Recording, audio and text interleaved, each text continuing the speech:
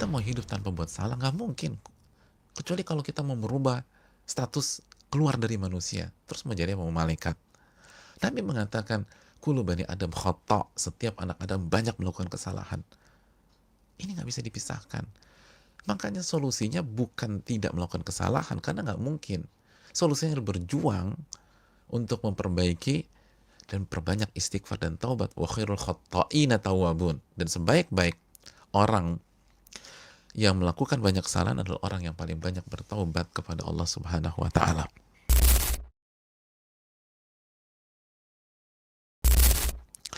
Iya, kita akan masuk kembali kepada atau dengan hadis Sa'ad bin Abi Waqqas radhiyallahu taala an, satu dari 10 sahabat yang dijamin surga secara langsung, atau yang biasa dikenal dengan asyra mubasysyaruna bil jannah, 10 sahabat yang dijamin masuk surga. Dan mereka adalah 10 sahabat terbaik radhiyallahu taala anhum, dan beliau adalah orang yang sangat kaya, tapi di waktu yang sama turun ke lapangan, turun ke medan juang. Bahkan beliau jadi satpamnya Nabi SAW di sebuah malam dengan inisiatif tanpa dipanggil. Lihat intuisi, ada ikatan batin. Makanya beliau katakan, aku khawatir terjadi hal yang tidak membuat engkau nyaman, wahai Rasulullah, pada malam ini, maka aku datang. Dan benar beliau atau Nabi SAW sedang tidak nyaman pada malam hari itu. Oleh karena itu, jamaah yang Allah muliakan, ini pelajaran besar pada kita, bahwa sekaya apapun kita, tawaduklah di hadapan Allah dan Rasulnya. Sekaya apapun harta kita, merendahlah di hadapan Allah dan Rasulnya. Sekaya apapun harta kita, merendahlah di hadapan ilmu Allah Subhanahu wa ta'ala.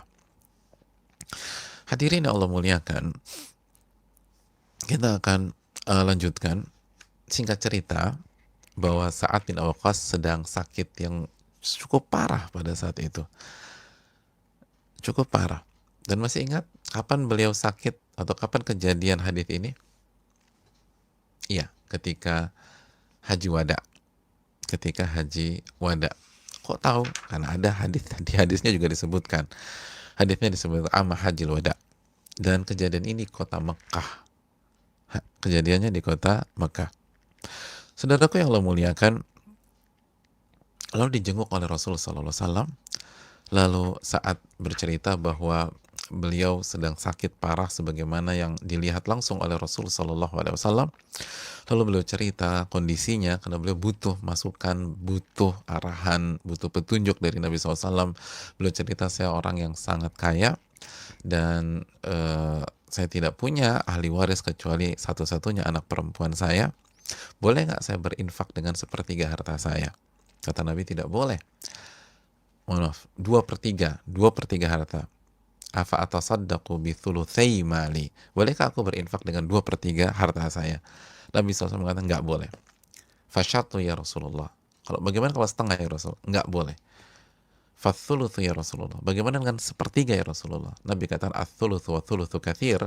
Sepertiga dan sepertiga sudah sangat banyak. Dan dari sini kita bisa mengambil pelajaran, sekali lagi bolehnya bagaimana Nabi SAW menjenguk orang sakit di tengah-tengah kesibukan beliau, walaupun menjenguk orang sakit bukan fardu ain, sebagaimana ijma yang dijelaskan oleh para ulama, kesepakatan para ulama yang sudah kita bahas pada pertemuan yang lalu. Lalu juga bagaimana bolehnya menceritakan tentang kondisi sakit kita kepada orang yang tepat, untuk konsultasi, untuk bertanya, untuk minta masukan, minta arahan, seperti bicara dengan dokter,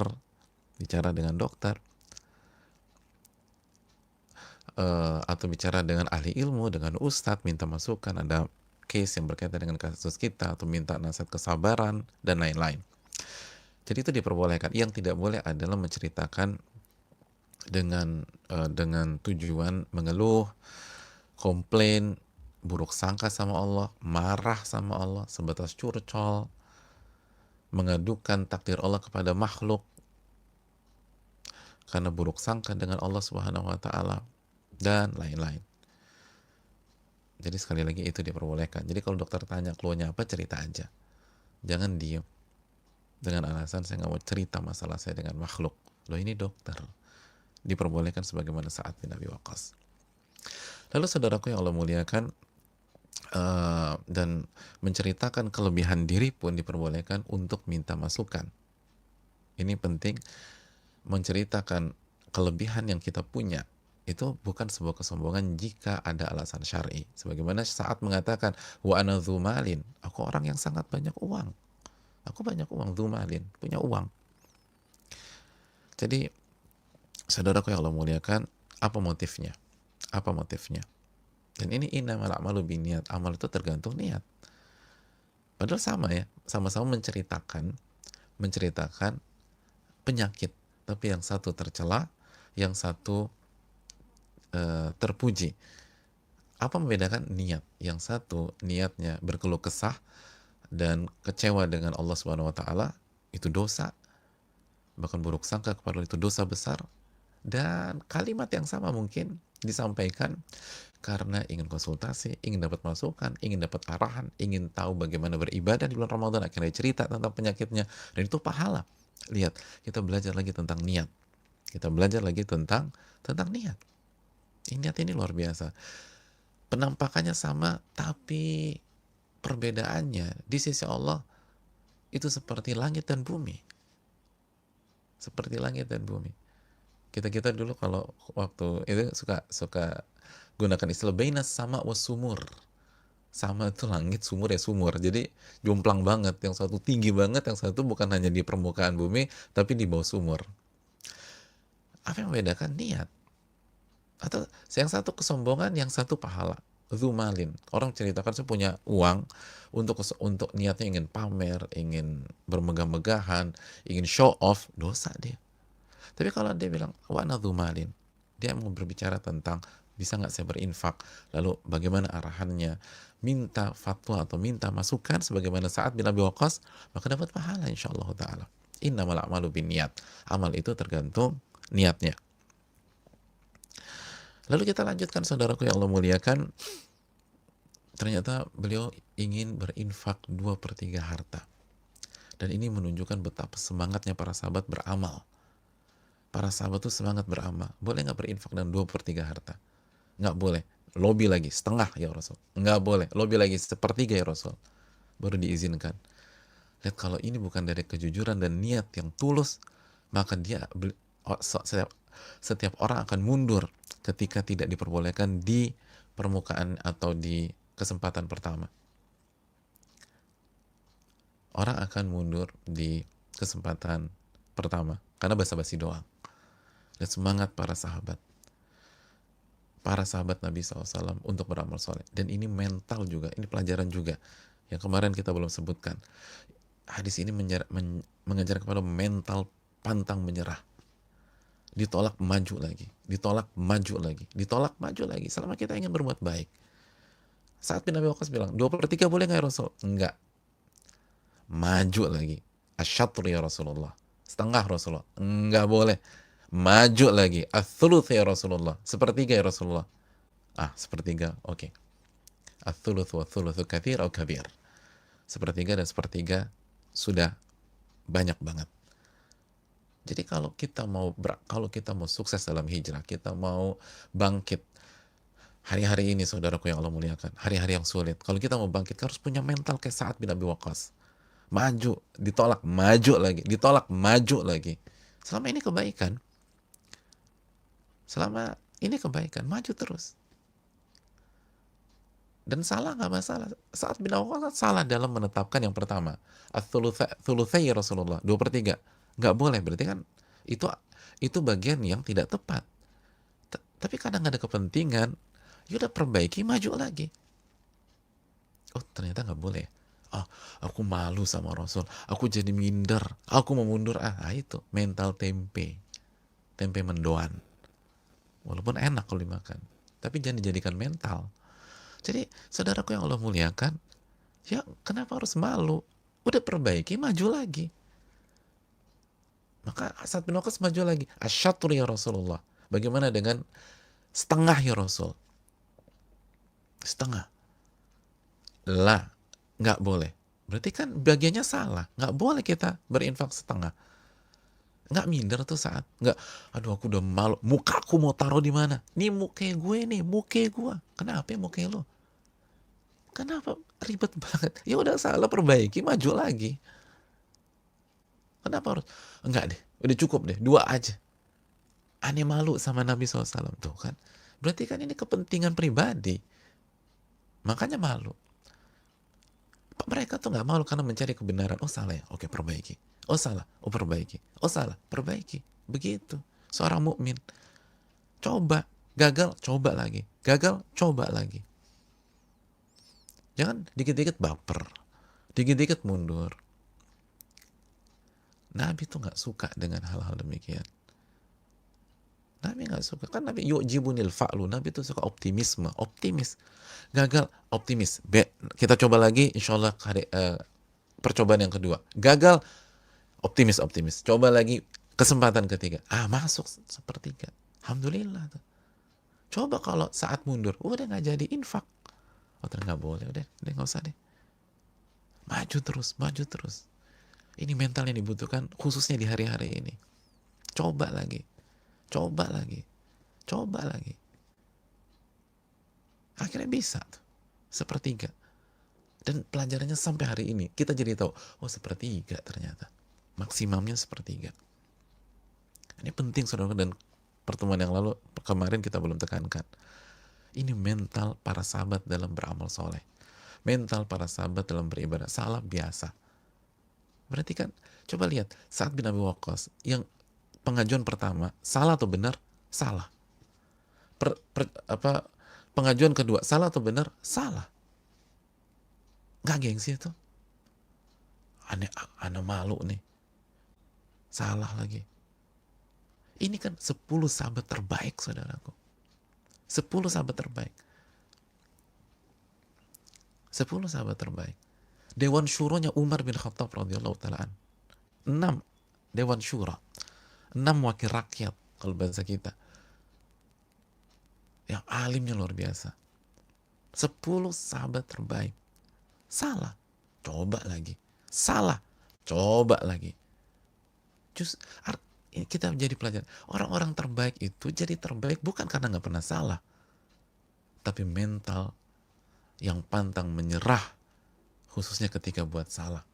Dan itu setelah taufik dari Allah Subhanahu wa ta'ala. Coba terus. Kita mau hidup tanpa buat salah, nggak mungkin. Kecuali kalau kita mau merubah status keluar dari manusia, terus mau jadi mau malaikat.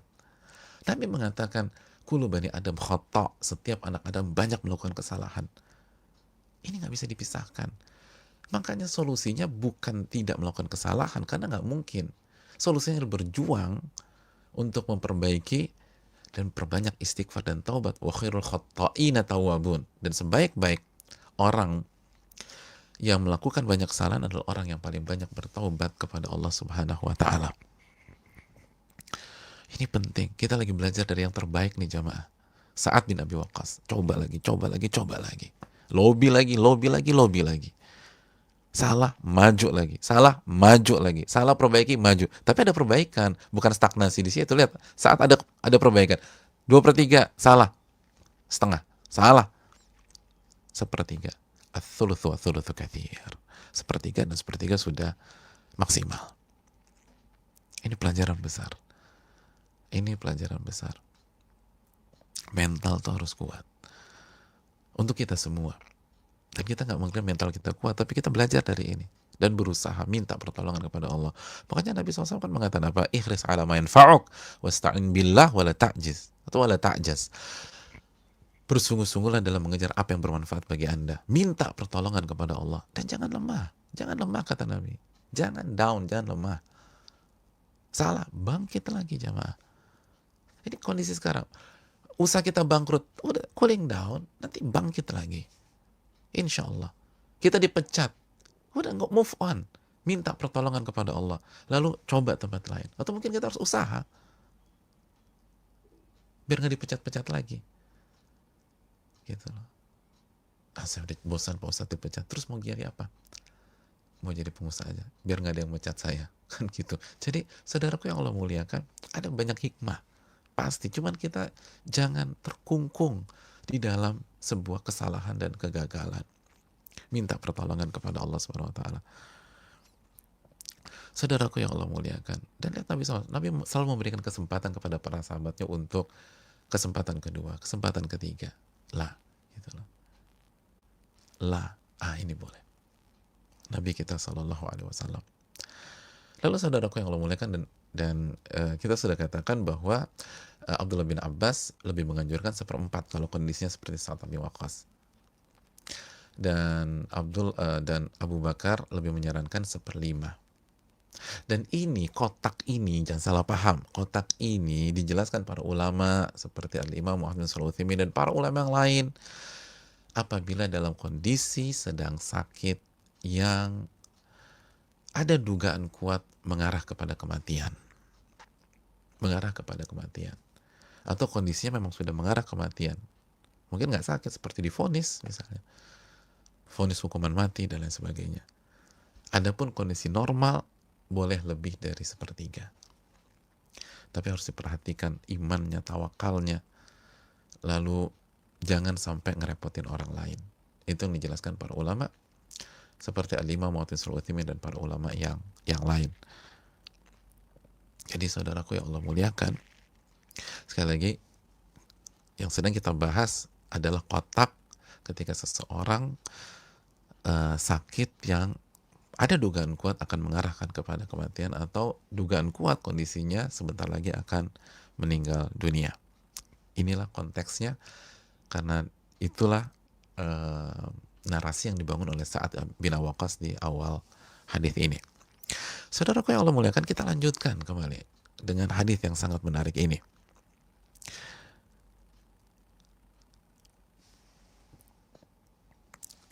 Setelah Nabi SAW mengizinkan, Nabi menjelaskan kenapa sih yang diizinkan itu sepertiga, bukan setengah atau bukan 2/3. Jawabannya ternyata, kata Nabi SAW, innaka antadhara warathataka agniya'a khairun min antadharahum alatan yatakaffafunan nas. Engkau saat ketika meninggalkan harta, atau ketika meninggalkan harta untuk ahli warismu, sehingga sepeninggalmu, setelah engkau wafat, mereka itu kaya atau cukup bisa berdiri sendiri, tidak membutuhkan backup orang lain, itu lebih baik dibanding engkau tinggalkan mereka dalam kondisi miskin dan akhirnya hidupnya tergantung orang lain atau disupport oleh orang lain. Jadi Nabi ingin menjelaskan kenapa sepertiga dalam kondisi seperti ini, karena dalam kondisi yang sudah mengarah kepada kematian itu ada hak ahli waris. Dan mensupport ahli waris itu lebih afdol daripada mensupport pihak lain. Kenapa demikian? Karena ahli waris orang-orang terdekat kita sendiri. Kata Nabi SAW dalam hadis yang lain, al-aqrab fal-aqrab. Yang terdekat, dekat, baru yang jauh. Itu konsep kalau membuat kebaikan. Terdekat, dekat, terus jauh. Makanya di antara catatan para ulama, boleh nggak berinfak sampai banyak banget? Pastikan keluarga Anda itu aman dan sudah terkondisikan sebagaimana Abu Bakar As-Siddiq radhiyallahu ta'ala an. Karena mereka yang paling berhak. Mereka yang paling berhak. Jadi ketika sudah mengarah kepada kematian, maka kita harus berbicara tentang ahli waris. Itulah poinnya. Engkau meninggalkan ahli warismu dalam kondisi berkecukupan, sehingga nggak minta-minta sama orang, nggak didukung oleh orang, nggak disupport oleh orang lain, nggak jadi beban orang, itu lebih baik daripada engkau tinggalkan mereka dalam kondisi miskin karena uangnya habis buat pihak-pihak lain, akhirnya keluarga miskin ketika saat meninggal, terus akhirnya keluarganya jadi beban orang lain, anak perempuannya jadi beban keluarga lain atau sahabat yang lain. Lihat bagaimana indahnya agama kita ya saudaraku yang Allah muliakan, jangan sampai membebani orang. Ini jangan dilupain nih. Dan dari sini pelajaran kepada kita bahwa berinfak dan berbuat baik pun butuh ilmu, jamaah. Butuh ilmu. Nggak boleh modal nekat. Ini pelajaran besar. Butuh ilmu. Kalau cuman yang penting baik, Nabi akan mengiyakan ketika di 2/3. Atau Nabi akan iyakan di setengah. Tapi ini menunjukkan bahwa berinfak, bersedekah, atau berbuat baik butuh ilmu. Makanya pelajaran kemarin apa? Musyawarahkan dulu kepada ahli ilmu. Apalagi kalau kita mau memberi sesuatu yang sangat berharga dari harta kita, mau menyumbang bagian yang sangat besar dari harta kita, musyawarahkan. Ya kalau mau nyumbang 1.000 2.000 sih langsung aja secara umum ya. Tapi kalau yang seperti sabda tanya. Dan ini kaidah kita. Ketika mau membuat langkah, musyawarahkan kepada ahli. Ketika ingin berbuat baik, musyawarahkan. Karena ternyata berbuat baik itu nggak hanya modal semangat. Nggak hanya modal semangat. Tapi ini prioritas. Ahli warisnya dulu mas. Di cover sebelum bicara yang lain. Gitu loh. Ahli warisnya penting. Ini orang-orang terdekat. Ini ilmu. Ini pelajaran besar. Sekali lagi, berbuat baik butuh ilmu. Inilah sekali lagi ucapan Abdullah bin Mas'ud. Kata beliau, kam min muridin lil khairi lan yusibah. Betapa banyak orang yang ingin berbuat baik, dia nggak dapat yang dia inginkan. Karena salah. Niat baik bagus, tapi harus dikawal dengan ilmu. Seperti ini. Kalau hanya modal niat baik saja, pasti 2/3 sudah di ACC. Oh bagus, baik. Atau setengah sudah di ACC. Ternyata tidak. Butuh ilmu. Ini bukan tentang angka atau bagian, tapi ilmu yang tepat dalam setiap kasus. Dan salah satu ilmu adalah prioritas. Skala prioritas. Ilmu prioritas. Sebagian ulama mengucapkan dengan kalimat fikul aulawiyat, fikih prioritas. Atau bahasa yang lebih familiar di dunia kaidah fikih adalah at-ta'arud bainal maslahatain. Apabila terjadi tabrakan antara dua kebaikan, mana yang kita prioritaskan? Oh, itu ada kaidahnya hadirin. Ada kaedahnya. Dan ini salah satu hal yang terpelik di dalam ilmu fikih. Salah satu. Makanya para ulama mengatakan laisal alim man ya'riful khaira wa syarr. Ulama yang sejati bukan hanya sebatas tahu mana yang baik, mana yang buruk. Bukan hanya tahu sebatas mana yang baik dan mana yang buruk. Tapi ulama sejati man ya'lamul khaira khairain wa syarra syarrain, yang mengetahui mana kebaikan terbaik jika di hadapannya ada dua kebaikan dan nggak bisa dikerjakan dua-duanya. Dia tahu mana yang terbaik walaupun harus melepas yang satunya lagi, dan dia tahu mana yang terburuk untuk dia hindari ketika berhadapan dengan dua keburukan dan dia tidak bisa menghindar dari kedua-duanya. Orang yang tahu itu adalah ulama sejati, kata para ulama. Wallahu ta'ala alam. Ini dijelaskan oleh Imam Ahmad bin Abdul Halim dan para ulama yang lain. Saudaraku yang Allah muliakan, kita lanjutkan. Wa innaka, ini poinnya nih. Wa innaka lan tunfiqa nafaqatan tabtagi biha wajah Allah illa ujirta 'alaiha hatta ma taj'alu fi imra'atik. Nabi melanjutkan, dan engkau tidaklah memberikan nafkah dengan niat mengharapkan wajah Allah kecuali engkau akan mendapatkan pahala dari nafkahmu tersebut. Sampai-sampai apa yang engkau masukkan ke dalam mulut istrimu.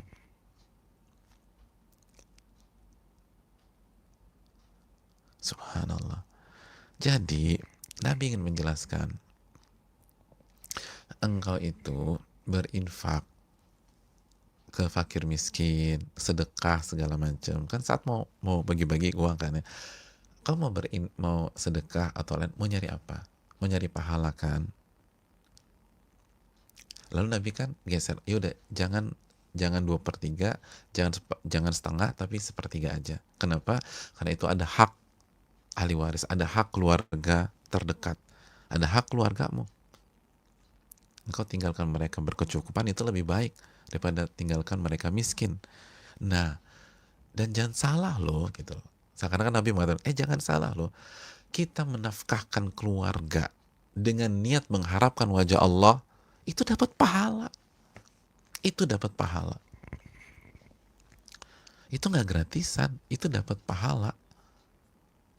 Kan kita kasih fakir miskin, kasih yang lain-lain, itu kan mencari pahala.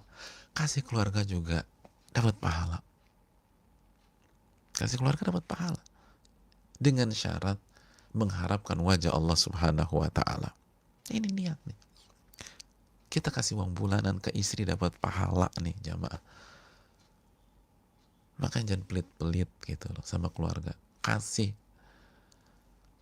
uang bulanan ke istri, uang sekolah anak itu dapat pahala. Dan makanya kita harus semangat mencari nafkah. Niatkan, ini saya mau cari pahala. Bahkan kata Imam Muhammad bin Shalih Al-Utsaimin, Anda menafkahi diri Anda itu dapat pahala. Jadi sebelum kita bicara istri, anak-anak, keluarga, menafkahi diri sendiri sehingga kita nggak jadi beban orang lain, nggak minta sama orang, dapat pahala. Ini kan semangat kita nih. Apalagi kondisi susah begini, dapat pahala ya. Pahala, kita keluar nih, pahala. Ketika mencari rezeki, ketika nggak ada sesuap nasi, nggak ada makanan nih, kita harus berusaha. Itu dapat pahala tuh. Nyari buat diri kita, nyari buat istri, nyari buat anak-anak sehingga kita nggak jadi beban. Itu dapat pahala. Walaupun sekali lagi ketika kita nggak punya apa-apa, lalu ada yang ngasih tanpa kita minta, tanpa kita berharap, ambil kata Nabi SAW. Sebagaimana nasihat Nabi kepada Umar bin Khattab. Selama engkau nggak minta-minta, nggak berharap, hati itu nggak berharap, terima. Itu rezeki dari Allah Subhanahu Wa Taala. Kalau engkau mau engkau gunakan, kalau nggak kasih orang. Kata Nabi SAW kepada Umar bin Khattab radhiyallahu taala. Kembali lagi, ini dapat pahala. Dan ini selaras dengan sabda Nabi SAW dalam hadis Bukhari dan Muslim, innal muslima idza anfaqa ala ahlihi nafaqatan wa huwa yahtasibuha kanat lahu sadaqah. Sesungguhnya seseorang apabila menafkahi keluarganya, lihat, dengan niat mengharapkan pahala dari Allah, maka dia mendapatkan pahala sedekah. Ini pahala.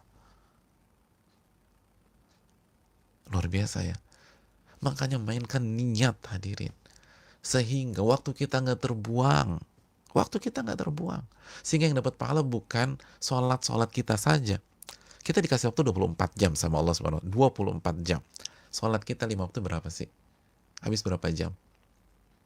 Paling totalnya semua habis 1 jam. Coba 10 menit, 10 menit, 10 menit, 10 menit, 10 menit, 10 menit. Ada yang sholat duhurnya 30 menit? Kayaknya kan nggak ada ya. Secara umum kan 10 menit, 10 menit, 10 menit. Itu aja baru 50 menit. Anggap 1 jam lah. Atau 1 jam 15 menit. Atau 1,5 jam. Ditambah sholat rawatibnya mungkin 2 jam. Atau 3 jam lah. Rawatib, duha, dan sholat sunnah lain. Ditambah tahajudnya mungkin 1 jam lagi. Jadi berapa tuh? 4 jam misalnya. Total seluruh sholat 4 jam. Terus 20 jam lagi kemana? Tsumma la tus'aluna yawma idzin 'anil na'im. Kalian akan ditanya sama Allah tentang nikmat-nikmat kalian. Dan hadis Tirmidzi, wa an umrihi fima afnah. Dia akan ditanya tentang umurnya. Bagaimana dia habiskan umurnya? Waktunya dihabiskan di mana? Oke, sholat 5 jam. Zikir pagi petang 1,5 jam, 6 jam. Atau 5 jam tadi, 4 jam sholat, zikir pagi petang Kita punya 19 jam atau 18 jam, terus gimana?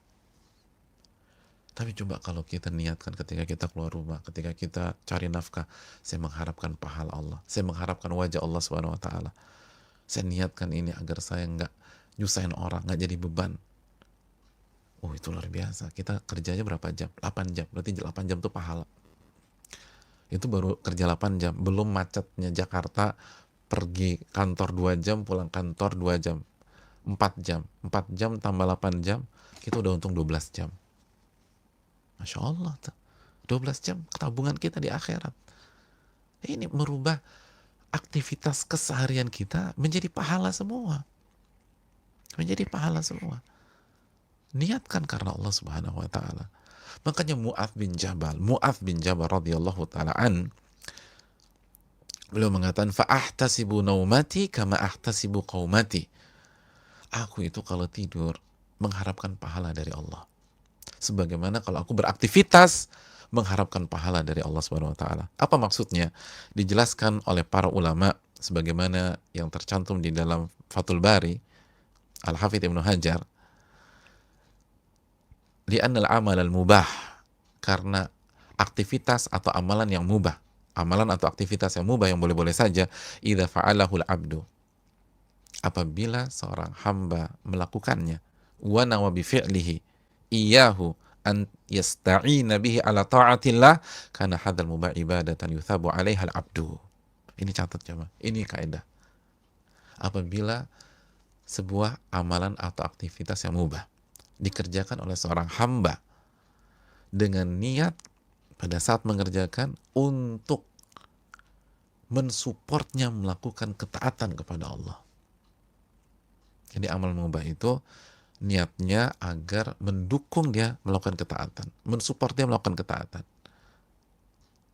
Karena hadzal mubah ibadatan, maka aktivitas mubah ini dinilai sebagai ibadah oleh Allah, mendapat, dan hamba tersebut mendapatkan pahala dari aktivitas tersebut karena dia mengharapkan wajah Allah. Dia mengharapkan wajah Allah. Jadi kasih nafkah atau mencari nafkah, ini pahala. Dan ikuti kata Mu'adz bin Jabal tadi, tidur aja. Dan jadi bukan itunya ibadah, tapi kita niatkan sebagai pensupport ibadah kita atau ketaatan kepada Allah, mendukung ketaatan kita kepada Allah Subhanahu wa taala. Dan ini juga dijelaskan oleh Al-Imam Al-Izz bin Abdissalam dan Syekhul Islam. Amalan mubah bisa mendapatkan pahala jika kita niatkan sebagai pendukung ketaatan kepada Allah Subhanahu wa taala. Ya, saudaraku yang Allah muliakan. Jadi jangan perhitungan. Makanya Al-Imam Muhammad bin Shalih Al-Utsaimin mengatakan, sebagian orang ketika memberikan fakir miskin, dia merasa melakukan ketaatan, dapat pahala, senang dia, dan itu bagus. Tapi yang jadi masalah, ketika ngasih istri, kasih nafkah istri dan anak-anak, berat hatinya, dan dia merasa nggak melakukan apa-apa. Itu keliru.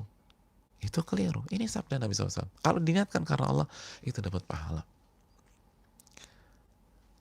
Ya. Dan saya merasakan senyum-senyum kemenangan para istri di kajian kali ini. Ini baru ini, kayaknya ini materi terbaik kita nih selama ini, Mas. Coba catat. Sebelum ini sih bilang, udah dicatat belum tadi kata Ustadz? Subhanallah. Tapi sekali lagi, setiap hak pasti menuntut kewajiban dan tanggung jawab. Oleh karena itu, niatkan karena Allah Subhanahu wa ta'ala. Sampai apa yang kita masukkan ke dalam mulut istri kita, kita suapin istri misalnya, dengan niat mencari wajah Allah, dapat pahala. Subhanallah. Ini kalau kita terapkan, itu luar biasa. Dan ini poinnya. Jadi hadis ini penuh dengan niat keikhlasan. Tadi kita udah bilang, kok bisa Sa'ad bin Abi Waqqas begitu, niatnya tulus. Ini juga niat, diajarin Nabi SAW. Jadi, insya Allah saat niat kamu dapat pahala dengan menginfakkan 2/3 hartamu, itu insya Allah tercover juga. Kasih 1/3, lalu 2/3-nya buat keluarga. Dan ketika buat keluarga, pahala. Niatkan karena Allah Subhanahu wa ta'ala.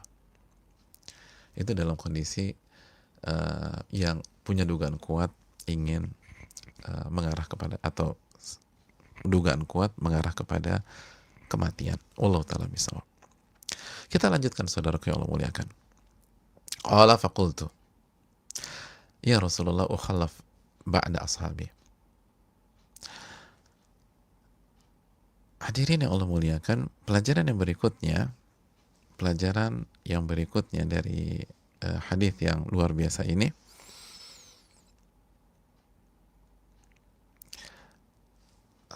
adalah bagaimana Nabi SAW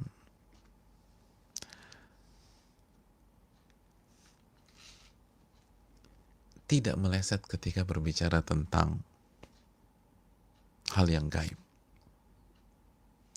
Tidak meleset ketika berbicara tentang hal yang gaib. Atau hal yang masa depan, atau yang berkaitan dengan masa depan.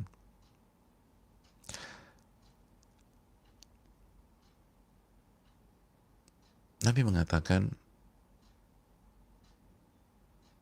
innaka lan takhallaf fata'mal amalan tabtagi bihi wajah Allah illa zdatta bihi darajatan wa rif'ah wa la'allaka an tukhallaf.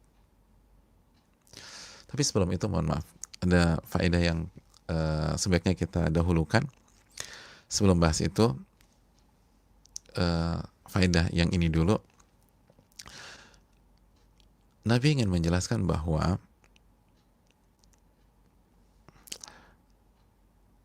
ketika niat kita karena Allah Subhanahu wa ta'ala, maka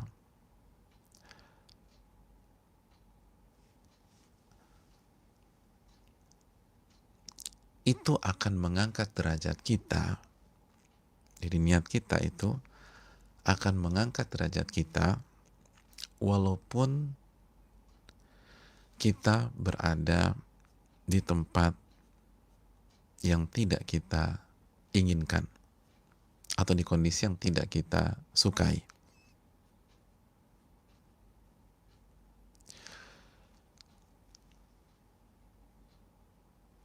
Kembali ke hadis ini. Sa'ad bin Abi Waqqas menyatakan, ya Rasulullah khalaf ba'da ashabi. Ya Rasulullah, apakah aku akan ditinggal para sahabat-sahabatku ketika mereka kembali dari Mekah ke Madinah, ketika mereka meninggalkan Mekah untuk pulang ke Madinah? Saat itu ada sedih, gak suka beliau ditinggal. Lalu aku akan wafat di sini, di Mekah. Jadi sekali lagi, ya Rasulullah, apakah aku akan ditinggal oleh para sahabatku ketika mereka meninggalkan kota Mekah untuk pulang kembali di kota Madinah, pulang kembali ke kota Madinah? Gimana nih Rasul, nanti aku ditinggal, terus aku wafat di sini. Lalu Nabi mengatakan, innaka lan takhallaf. Tidaklah engkau ditinggal di sini. Lalu seluruh sahabat-sahabat pulang ke kota Madinah. Lalu engkau tetap beramal soleh, mengharapkan wajah Allah, kecuali itu akan mengangkat derajat dan ketinggianmu di sisi Allah Subhanahu wa ta'ala. Allahu Akbar.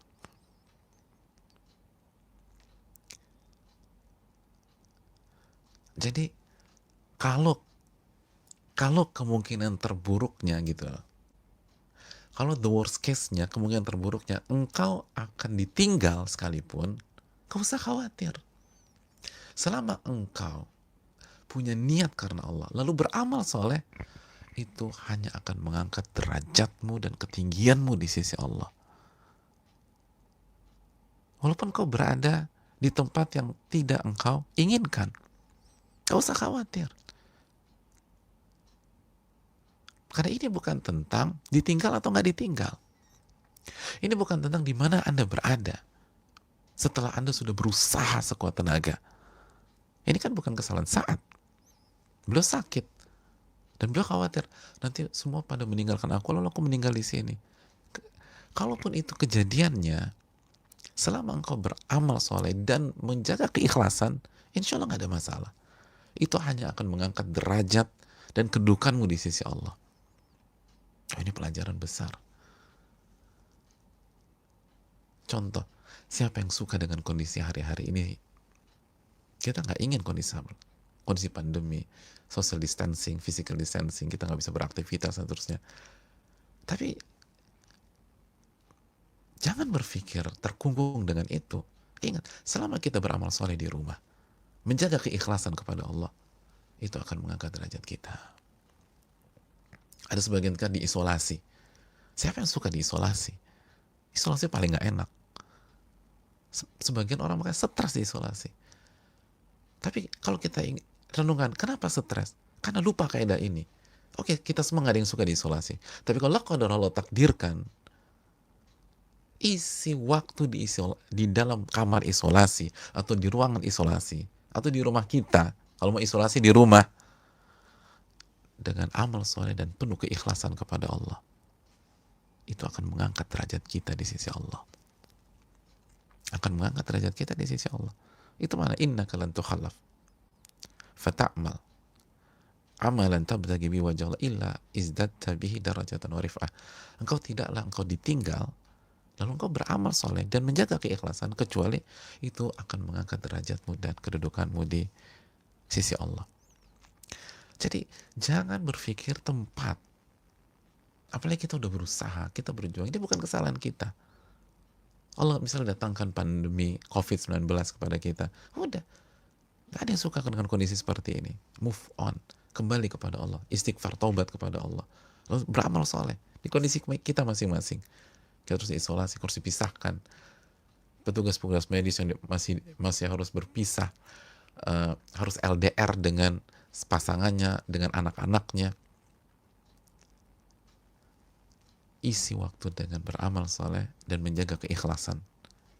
Kita akan rasakan gimana derajat kita diangkat oleh Allah.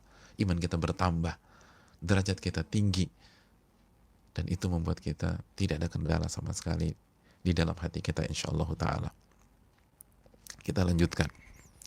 Wala'allaka an tukhallafa hatta yantafi'a bika aqwamun wa yudarra bika akharun. Lalu Nabi melanjutkan, dan insya Allah engkau tidak akan ditinggal. Engkau nggak akan wafat sekarang. Nggak akan. Nggak akan wafat sekarang.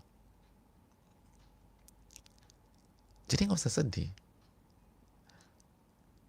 Insya Allah engkau akan hidup dalam waktu yang cukup panjang. Dalam waktu yang cukup panjang. Lalu apa yang terjadi? Ada banyak orang mendapatkan manfaat dari keberadaanmu. Sebagaimana ada orang-orang yang merasa nggak nyaman, risih, dan mudarat dengan keberadaanmu. Ini pelajaran bagi kita. Maksudnya adalah, lihat bagaimana cara Nabi menjawab ya. Nabi bicara kemungkinan terburuk dulu. Lihat, pelajari gaya komunikasi Nabi SAW. Nabi bicara kemungkinan terburuk dulu. Gini, the worst case-nya apa sih? Kata Nabi, engkau akan meninggal di sini. Lalu semua akan meninggalkan engkau. Kau usah khawatir. Intinya engkau beramal soleh, ikhlas. Insya Allah akan mengangkat derajat engkau di hari kiamat. Akan mengangkat derajat engkau di dunia maupun di akhirat. Tidak ada yang perlu dikhawatirkan. Itu kan yang terburuk kan? Yang engkau nggak nyaman, yang engkau khawatirkan kan itu kan? Semua para sahabat pulang dari Mekah ke Madinah, lalu engkau ditinggal sendiri, lalu meninggal di sini. Itu kan yang kau khawatirkan. Gak usah khawatir. Kalau yang terburuk seperti itu, kemungkinan terburuk seperti itu, tinggal beramal soleh, jaga keikhlasan. Clear. Udah nih, the worst case-nya udah disebutkan, kemungkinan terburuk udah disebutkan, baru Nabi melangkah lagi. Insya Allah gak ditinggal kok. Insya Allah gak ditinggal. Engkau akan pulang bersama kita ke Madinah. Kita gak ninggalin engkau kok. Tenang aja. Insya Allah enggak. Bahkan bukan hanya pulang ke Madinah, engkau akan hidup panjang. Dan ada banyak orang mendapatkan manfaat dari keberadaanmu.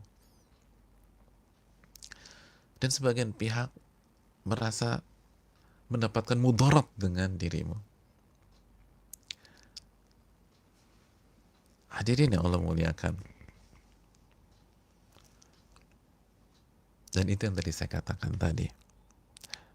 Nabi menunjukkan bahwa beliau tidak miss atau salah ketika bicara tentang masa depan, karena beliau berbicara dengan wahyu. Wa ma yantiqu 'anil hawa in huwa illa wahyun yuha. Nabi tidak berbicara dengan nafsunya, tapi wahyu Allah wahyukan kepada beliau.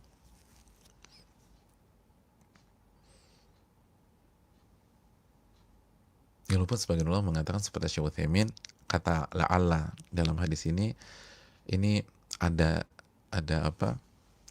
Ada arah ke prediksi juga, tapi tepat. Apa yang Nabi sampaikan tepat. Sa'ad bin Abi Waqqas jamaah sembuh lagi. Disembuhkan sama Allah. Lalu pulang ke Madinah. Dan kapan beliau wafat? Masih ingat pertemuan kemarin? Sudah kita sebutkan secara selewat atau secara singkat.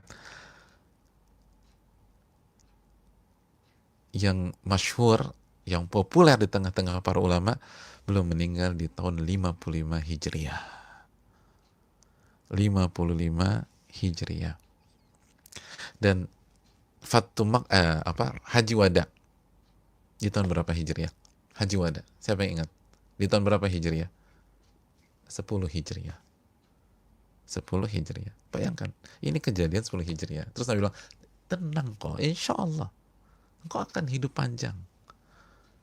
Dan banyak orang mendapatkan manfaat dan sebagian orang mendapatkan kemudorotan dengan keberadaanmu.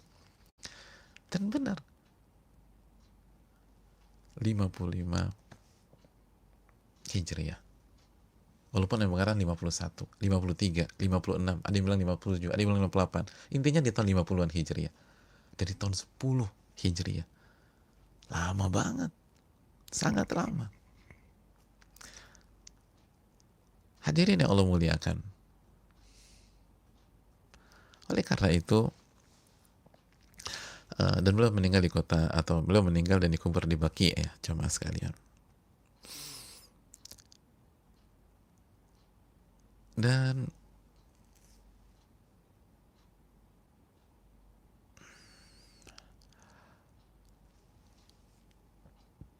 itulah Nabi kita sallallahu alaihi wasallam. Jadi kalau Nabi berbicara tentang apa yang terjadi di dalam kubur itu benar. Apa yang terjadi di hari kiamat itu benar.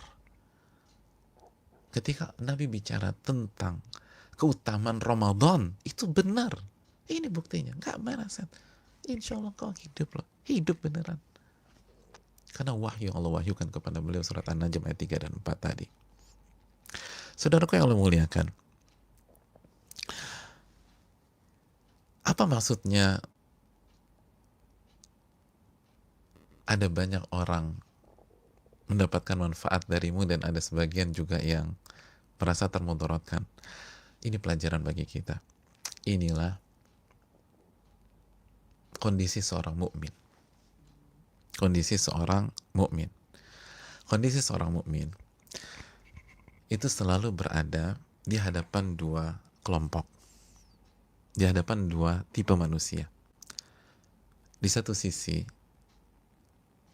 banyak orang yang merasa mendapatkan manfaat dari keberadaan seorang mukmin itu.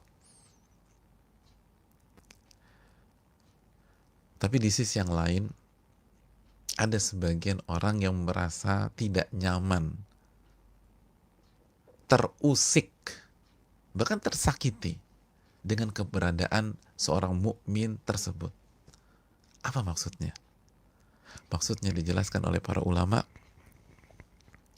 bahwa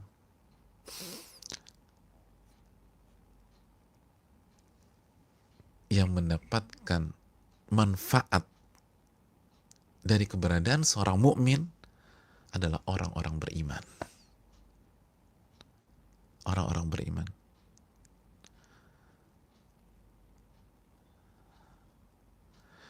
Dan sebaliknya, yang mendapatkan ketidaknyamanan, terusik dengan keberadaan seorang mukmin, di dalam kehidupannya, di lingkungannya, dan di aktivitas-aktivitasnya adalah orang-orang fasik, orang-orang munafik,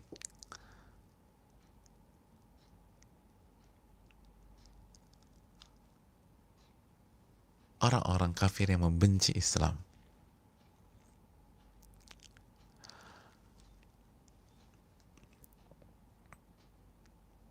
Itu fakta. Dan itu yang dimaksud Nabi SAW. Bukan saat bin Waqqas hobinya ngegrocekin orang, enggak. Seorang mukmin berusaha memberikan manfaat, manfaat, manfaat, manfaat. Tapi tetap aja ada sebagian orang pasti nggak suka. Karena faktor macam-macam. Karena hasad, karena iri dengan dia. Karena iri dengan prestasinya. Jadi seorang mukmin nggak ada keinginan, nggak ada rencana untuk menyakiti orang lain, membuat tidak nyaman orang lain, membuat orang lain merasa terusik.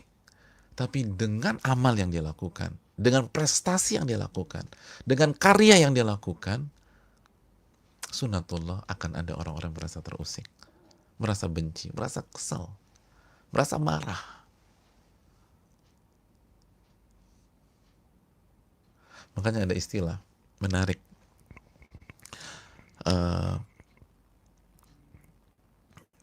Para ulama mengatakan innama turma asyajaratul muthmirah. Sesungguhnya yang ditimpukin oleh orang itu pohon yang berbuah. Yang ditimpukin itu pohon yang berbuah. Paham maknanya? Ya. Kalau kita dalam kehidupan punya karya kebaikan, punya karya amal soleh, punya buah buah yang bernama buah kebaikan, buah amal soleh, buah prestasi, maka sunatullahnya Anda akan ditimpukin oleh orang. Orang apa? Orang yang hasad kepada Anda, orang yang dengki sama Anda, orang yang iri dengan Anda. Itu hal yang dikatakan para ulama. Jadi itulah seorang mukmin. Makanya hadirin yang Allah muliakan, perlu kita camkan, kita nggak bisa memuaskan semua orang. Kita nggak bisa memuaskan semua orang. Tidak bisa. Itulah yang diucapkan Imam Syafi'i, ridho nas ghayatun la tudrak. Ridho manusia itu cita-cita yang nggak mungkin terwujud. Pasti ada yang like, pasti ada yang dislike. Itu sudah sunnah kehidupan demikian. Pola kehidupan itu demikian. Ada yang suka, ada yang nggak suka. Maka pastikan yang suka sama kita orang-orang yang ikhlas, orang-orang yang tulus. Dan jangan terlalu sesak dada ketika yang nggak suka sama kita orang-orang yang penuh dengan kemungkaran atau hatinya terbakar rasa dengki dan hasad. Udah, emang sunatullah. Semua para nabi merasakan hal yang sama. Sa'ad bin Abi Waqqas pun merasakan hal yang sama. Makanya Sufyan Ats-Tsauri pernah membuat sebuah kalimat yang cukup mencengangkan. Kata beliau, idza athna 'ala ar-rajuli jiranuhu ajma'un fahuwa rajulu su'. Apabila ada seseorang dipuji oleh seluruh orang di lingkungannya, seluruh tanpa terkecuali, ketahuilah dia orang buruk. Ketahuilah dia orang buruk, bukan orang baik. Kok bisa? Karena berarti dia tidak tegas dalam kehidupannya, berusaha menjilat kanan, menjilat kiri. Nabi saja, orang paling baik di dunia, diterima oleh seluruh orang Mekah? Enggak. Nabi SAW dibenci oleh jutaan orang. Bahkan sampai hari ini banyak orang benci dengan Nabi SAW. Itu maksudnya. Begitu juga dengan Sa'ad bin Abi Waqqas. Dalam hidup beliau, sekali lagi dalam hidup beliau, ada banyak prestasi yang beliau torehkan. Sangat amat banyak. Di antaranya Allah memberikan kemenangan di Qadisiyah di tangan beliau. Ada banyak ada banyak manfaat yang dilakukan, dan beliau juga dijadikan pemimpin wilayah oleh Umar bin Khattab radhiyallahu taalaan. Umar bin Khattab radhiyallahu taala, walaupun sempat digantikan lalu dikasih lagi, digantikan, dan begitu. Jadi hadirin Allah muliakan, banyak kebaikan yang diberikan kepada umat Islam, tapi banyak pihak yang merasa terusik dengan prestasi Sa'ad bin Abi Waqqas. Dan ini pelajaran bagi kita, pelajaran kehidupan. Jadi tenang aja, jalan terus, tawakal sama Allah. Kita nggak disuruh memuaskan semua orang. Yang terpenting bisa nggak kita menjawab pertanyaan Allah pada hari kiamat. Bukan menjawab pertanyaan seluruh orang. Kenapa anda gini, kenapa anda gini. Yang perlu kita pikirkan, kalau Allah tanya pada hari kiamat nanti, kita bisa jawab apa enggak. Kalau bisa jawab, insya Allah selesai. Kalau tawakal kepada Allah dan terus jaga adab, jaga akhlak dan kebaikan kita. Hadirin yang Allah muliakan, terakhir. Hadits ini menjelaskan bahwa para sahabat itu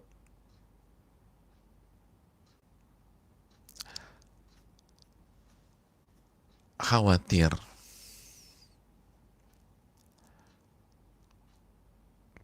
berada di hal yang sudah mereka tinggalkan dalam rangka hijrah kepada Allah. Ini pelajaran buat kita, bagi yang sedang hijrah atau baru-baru hijrah.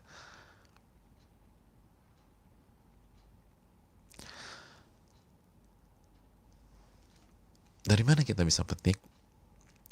Dari kekhawatiran Sa'ad bin Abi Waqqas ketika mengatakan, ya Rasulullah, aku akan ditinggal sama sahabat-sahabat yang lainnya dan akan wafat di kota Mekah.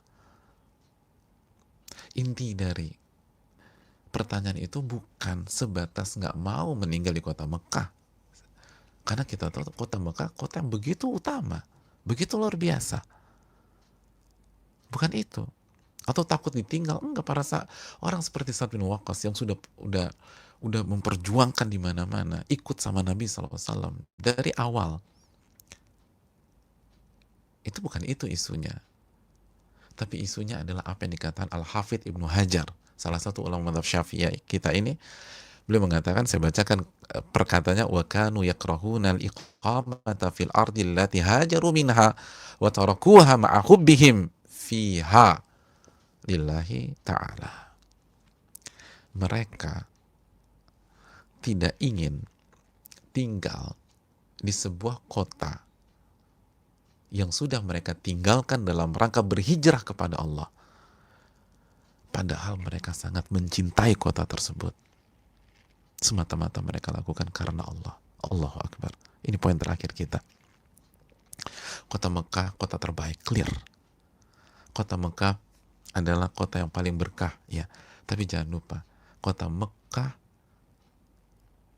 harus ditinggalkan oleh para muhajirin pada saat mereka berhijrah ke Madinah. Dan pada dasarnya yang sudah dihijrahi atau yang sudah ditinggalkan dalam rangka hijrah itu tidak ditetapi lagi. Makanya mereka ke Mekah dalam rangka umroh, dalam rangka haji. Adapun tinggal di sana, enggak. Karena mereka sudah tinggalkan dalam rangka berhijrah kepada Allah Subhanahu wa taala. Dan ini tidak mengurangi rasa cinta mereka kepada kota Mekah. Itu yang membuat Sa'ad khawatir meninggal di kota Mekah. Bukan karena kotanya, tapi kaidah mengatakan sesuatu yang sudah kita tinggalkan dalam rangka hijrah, jangan kita balik lagi. Jangan kita balik lagi. Dan itulah doa Nabi SAW, Allahumma amdi li ashabi hijratahum. Ya Allah, langgengkan hijrah para sahabatku.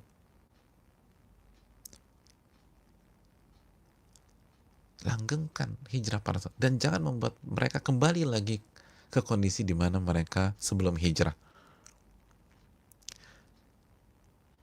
Dan itulah maksudnya Nabi katakan, lakinnal ba'is Sa'ad bin Khawlah. Tapi yang disayangkan Sa'ad bin Khawlah, ya, gitu kata Nabi. Kenapa Sa'ad bin Khawlah? Saudaraku, Sa'ad bin Khawlah. Kenapa Nabi menyayangkan Sa'ad bin Khawlah? Karena Sa'ad bin Khawlah meninggal di kota Mekah ketika haji wada pada saat itu. Dan ini bukan bukan bukan aib buat Sa'ad bin Khawlah. Ini bukan berarti Sa'ad bin Khawlah bukan orang baik, bukan. Bagaimana enggak? Beliau itu sahabat yang ikut perang Badar. Dan yang ikut perang Badar punya keutamaan khusus di sisi Allah Subhanahu wa taala. Beliau adalah suami dari Sabi'ah Al-Aslamiyah. Tapi beliau meninggal di kota Mekah. Pelajaran terakhir. Dari sini kita harus punya prinsip, jangan kita kembali ke hal-hal yang sudah kita tinggalkan pada saat kita hijrah. Jangan. Yang kita tinggalkan pada saat kita hijrah itu maksiat, kan gitu ya. Kita bicara diri kita nih, itu maksiat. Jangan balik lagi. Sahabat saja seperti Sa'ad itu khawatir meninggal di kota Mekah, padahal kota Mekah kota terbaik, karena mereka sudah tinggalkan dalam rangka hijrah. Saat bin Waqqas gelisah, aduh jangan-jangan saya gini ya. Jadi bukan kematiannya, tapi tempatnya yang jadi membuat beliau tidak nyaman. Kalau kota Mekah saja demikian, gimana maksiat yang jelas-jelas maksiat yang kita lakukan? Kalau dulu nggak ngaji, sekarang jangan sampai punya pola nggak ngaji kayak dulu. Kalau dulu buka aurat, maka jangan sampai sekarang buka aurat lagi kayak dulu. Kalau dulu nggak bertauhid dan melakukan kesyirikan, jangan sampai sekarang kita melakukan kesyirikan lagi. Dan seterusnya. Kalau dulu kita sempat minum-minum, sekarang jangan sampai minum-minum lagi. Itu fatal. Itu fatal. Kembali ke kondisi di mana kita sebelum berhijrah. Ini yang bisa disampaikan. Dan bukan tentang kota Mekah. Sekali lagi, kota Mekah kota yang begitu luar biasa. Tapi ini tentang sebuah hal, tempat atau kondisi yang sudah ditinggalkan oleh orang-orang yang berhijrah. Dan ini maksud dalam hal ini menetapi kota tersebut, karena mereka tetap datang dalam rangka haji dan umrah. Dan kalau kota yang begitu luar biasa aja demikian, bagaimana dengan yang jelas-jelas maksiat? Itu yang dijelaskan oleh Al-Hafidz Ibnu Hajar dan para ulama yang lain.